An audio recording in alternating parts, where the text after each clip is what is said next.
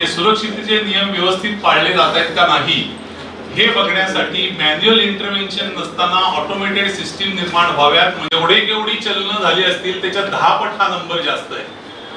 आणि हे केवळ ऑटोमेटेड जनरेट केली म्हणजे काय, कुठलाही हवालदार किंवा कोणी येतो ड्रायव्हरच्या सुरक्षेसाठी ते तुम्ही कधी दाबा ते पॅनिक बटन कधी काम करत नाही. कारण की मोठा भ्रष्टाचार तिथे केंद्र शासनाने 140 असू शकतो. त्यामुळे वाहतूक नियंत्रणाचं काम सोडून वाहतुकीच्या संदर्भात ज्या ज्या यंत्रणा आहेत वरती तो फोटो टाकल्यावरती तो फोटो व्हेरीफाय करणं गरजेचं आहे की तो फोटो रस्त्यावरचा आहे का प्रायव्हेट पार्किंग मधला फोटो बघूनच कळतोय. परंतु आता हे याचा सगळ्यात फायदा जर का कशात झाला असेल तर सरकारला रेव्हेन्यू जनरेशनसाठी झाला. तो अशासाठी आला की सेफ्टी रस्त्यावरची वाढली पाहिजे, सुरक्षा ही सगळ्यात जास्त महत्वाची आहे. आणि ती जर पहिलं जे उद्दिष्ट होतं ते उद्दिष्ट साध्य झालेलं नाही. दुसरं, याच्या प्रणालीमध्ये जास्त प्रमाणात जी गाड्या चालतात त्या आपल्या या संघटनेचे सभासद चालतात. म्हणजे कंपन्यांचे आंदोलनासाठी जाणार आहोत. ही सगळ्यात महत्वाची बातमी. म्हणजे जर का तुम्ही वाचली, तुम्ही सगळ्यांनी वाचावी अशी माझी इच्छा आहे. आम्ही 167A मध्ये असा की त्या नोटिफिकेशन मध्ये तुमचे अपीलचे आधीचे राईट्स जे होते, आधी असं होतं की 90 दिवसात सरकारने जर का ई चलनाविरुद्ध जन आंदोलनाची सुरुवात करण्यासाठी वाहतूकदारांनी पुढाकार घेतलेला आहे. आज ई चलनाविरुद्ध अत्यंत रोष आहे सर्वत्र. आणि ई चलनामुळे प्रत्येक वाहन चालक, वाहन मालक जो आहे त्याला प्रचंड मोठ्या प्रमाणावर त्रास होतो आहे. आणि हा त्रास होईची प्रमुख कारणं अशी आहेत की ई चलनातली जी प्रणाली ठरवलेली आहे त्या प्रणालीप्रमाणे कुठलंही काम होत नाही. जी प्रणाली वाहतूकमध्ये सेफ्टी वाढावी एवढ्यासाठी आणलेली, म्हणजे सुरक्षा वाढायचं दूर राहिलं, सुरक्षेच्या ऐवजी रेव्हेन्यू मात्र वाढत चाललेला आहे. तर सुरक्षेसाठीची प्रणाली जी रेव्हेन्यू वाढवण्यासाठी, महसूल वाढवण्यासाठी जी केली जाते ह्याला आमचा पूर्णतः विरोध आहे. सुरक्षेसाठी आम्ही प्रथम पुढे येतो, परंतु ह्यासाठी आम्ही हा विरोध करतोय. आणि त्याच्यासाठी 5 मार्च पासून मोठ्या प्रमाणावर आंदोलन सुरू करतोय आम्ही. त्याची सुरुवात पहिल्यांदी जन आंदोलनाची सुरुवात, जिथं आम्ही सगळ्यांना अपील करतो की तुम्ही सुद्धा याच्यात सामील व्हा. तर त्याची सुरुवात पहिली आझाद मैदानावर सर्व लोक 1 ते 1.25 लाख गाड्या घेऊन येतील आमचे. आणि त्याचबरोबर आम्ही सर्व लोकांना सुद्धा जे जे याच्यात अफेक्टेड पार्टी असतील, मग तो 2 व्हीलर असेल, 4 व्हीलर असेल, या सर्वांना असं आवाहन करू इच्छितो की सगळ्यांनी आझाद मैदानावर यावं. त्या दिवशी स्वरूप पहिल्यांदा आम्ही चर्चा करणार आहे सरकारशी. चर्चा ती 2 तारखेला सोमवारी होईल अशी अपेक्षा आहे. ती जर का सक्रिय झाली तर आम्हाला पुढे काय नुसत्या आव्हानावर आम्ही मागे घेणार नाही. यावेळेस आम्हाला ऍक्शन पाहिजे. ती सक्रिय न झाल्यास 5 तारखेपासून आमचे आंदोलन चालू होईल. 1 ते 1.25 लाख बसेस आहेत म्हटलं, बसेस किंवा वाहनं आहेत म्हटल्यावर तुम्हाला इतर अंदाज येईल की किती लोक याच्यात सामील होऊ इच्छितात. कारण आज मोठ्या प्रमाणावर, म्हणजे रिक्षा असू दे, टॅक्सी असू दे, बस असू दे, येलो नंबर प्लेट असलेली सर्व वाहनं त्या दिवशी थांबतात. जानेवारी 2026 पासून केंद्र सरकारने असं कायद्यात बदल केला आहे की ज्या वाहनांवर ई चलन आहे त्यांनी ते भरलं नाही तर त्यांच्या वाहनाचा परवाना जो आहे, ड्रायव्हिंग लायसन, वाहनधारकाचा परवाना, तो निलंबित केला जाईल, सस्पेंड केला जाईल.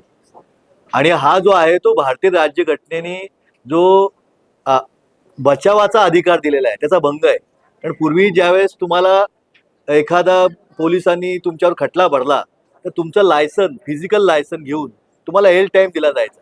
अशा कुठल्याही याच्यामध्ये प्राविधान नाहीये. शिवाय पोलिसांनी जे सांगितलं ते खरं मानून जर ते थेट शिक्षा करायचे अधिकारच पोलिसांना मिळाले त्यामुळे न्यायालयाचे अधिकार सुद्धा पोलिसांनी आपल्या हातात घेतले. आणि त्यांनी असं सांगतायत की वाहतुकीला शिस्त लावण्यासाठी आम्ही करतोय. मला हे निदर्शनाला आणून द्यायचं की पुण्यासारख्या मोठ्या शहरात 50 लाख वाहने ती का झाली? सरकारच्या चुकीच्या धोरणामुळे, सार्वजनिक वाहतूक नीट नसल्यामुळे. रस्ते वाढले का? नाही वाढले. त्या वाहतुकीची जी बजबजपुरी झाली आहे ती बजबजपुरी सरकार धोरणामुळे झाली आहे. आणि त्या बजबजपुरीत जर नियमभंग झाला तर पुन्हा तुम्ही त्या ई चलनाद्वारे पैसे गोळा करतायत. मला आठवण करून द्यायची की 4 वर्षापूर्वी रिक्षा पंचायत, टेम्पो पंचायतनी जिल्हाधिकारी कचेरीवर एका मोठ्या मागणीसाठी मोर्चा काढला होता की वाहतूक नियंत्रण शाखा जी आहे ती वाहतूक महसूल शाखा झाली.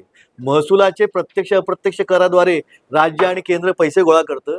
आता त्या सगळ्या याच्यात वाहतुकीद्वारे महसूल गोळा करणं हा एक नवीन विभाग सुरू झालेला आहे. त्याचा थेट त्रास हा सामान्य माणसाला आहे. म्हणून एक शेवटचं वाक्य सांगतो. तुम्ही मगाशी प्रश्न विचारला होता की लोकांना त्रास होणार नाही का, तर लोकांना हा त्रास होऊ नये म्हणून हे आंदोलन आहे, लोकांना त्रास व्हावा म्हणून नाही.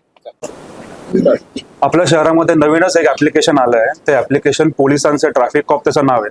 त्या ऍप्लिकेशनच्या माध्यमातून कुठलाही सामान्य माणूस जर का त्याचं कोणाची वैयक्तिक भांडण जरी असेल तरी तो त्या ऍप्लिकेशनचा मिसयूज करू शकतो. उदाहरणार्थ मी आता काही लोकांना काही पावत्या दाखवल्या. त्या पावत्यांमध्ये एका प्रायव्हेट मॉलमधल्या कर्मचाऱ्यांनी त्याची भांडणं झाली म्हणून त्यांनी स्विगी झोमॅटोवरती काम करणारा जो एक वर्कर आहे सामान्य, ज्याचं दिवसाचं उत्पन्न 300-400 रुपये असतं, त्याच्या बाईकचा फोटो काढला आणि तो ॲपवर टाकला. तो फोटो कुठलेही व्हेरिफिकेशन न करता तो अप्रूव्ह झाला आणि तो जो बाईक चालक आहे त्याला 500 रुपयाचा दंड बसला. आम्ही गेले 6-7 महिन्यांपासून गोष्टीचा फॉलोअप घेतोय. आज अजून 6-7 महिन्यामध्ये एकदाही त्या दंडाबाबत कुठली आम्हाला विचारणा झाली नाही किंवा तो दंड कॅन्सल झालेला नाही. अशा प्रकारचं ऍप्लिकेशन जर का महसूल जर का त्यांना ऑन करायचं असेल, 50,000 रुपयाचं बक्षीस दिलेलं आहे जो सगळ्यात जास्त फोटो अपलोड कराल अशा व्यक्तीवर, ते अत्यंत चुकीचं आहे. या प्रकारे शासनाच्या विविध गोष्टींचा गैरवापर करून जर का काही लोक उत्पन्न कमवत असतील, हे तुम्हाला मी फॉर एक्झाम्पल 2 फोटो दाखवतो. इथं कॅब उभी आहे, दिसते ती पार्किंग मध्ये उभी आहे. एका प्रायव्हेट मॉल मधला हा फोटो आहे. त्या कॅबवरती दंड पडलाय. म्हणजे जेव्हा फोटो अपलोड झाला तेव्हा कुठल्या तरी कंट्रोल रूम मधले बसलेल्या अधिकाऱ्यांनी हा फोटो अप्रूव्ह केलाय. लहान मुलगा पण सांगेल की हा रस्त्यावरचा फोटो नाहीये. असाच अजून एक त्याच मॉल मधला फोटो आहे की हा चौकोन दिसतोय पार्किंगचा. त्या पार्किंग मध्ये ती बाईक उभी आहे. एकतर प्रायव्हेट मॉल असेल तर तिथे तर विषयच येत नाही दंड टाकायचा, पण अशा प्रकारे गैरवापर होतोय. हे दंड आजचे कालचे नाही, हे दंड 6 महिन्यापूर्वीच आहेत. त्याचा आम्ही फॉलोअप घेतोय, परंतु आज तक काही दंड माफ झालेला नाही. अशा प्रकारे जर का शासनाच्या विविध योजनांचा गैरवापर करण्यात आला तर सामान्य लोकांनी जगायचं कसं? आज जर का ज्या व्यक्तीचं उत्पन्न 300 रुपये पर डे आहे त्या व्यक्तीवर 500-1000 रुपये दंड अशा प्रकारे जर का पडले तर त्यांनी तर अशा व्यक्तीला जीवच द्यावा लागेल. 15 लाख रिक्षा, टॅक्सी, बस, ट्रक अशी सर्व वाहनं आहेत. त्यापैकी राज्य सरकारने जे घोषित केलेले आहे त्याच्यामध्ये 4,500 कोटीचे चलनाची रक्कम आहे.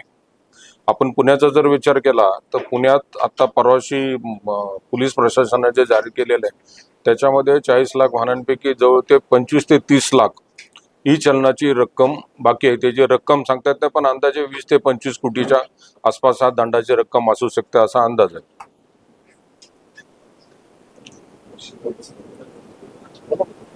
नाही, आता ह्याच्यामध्ये पहिल्यांदा असं झालंय की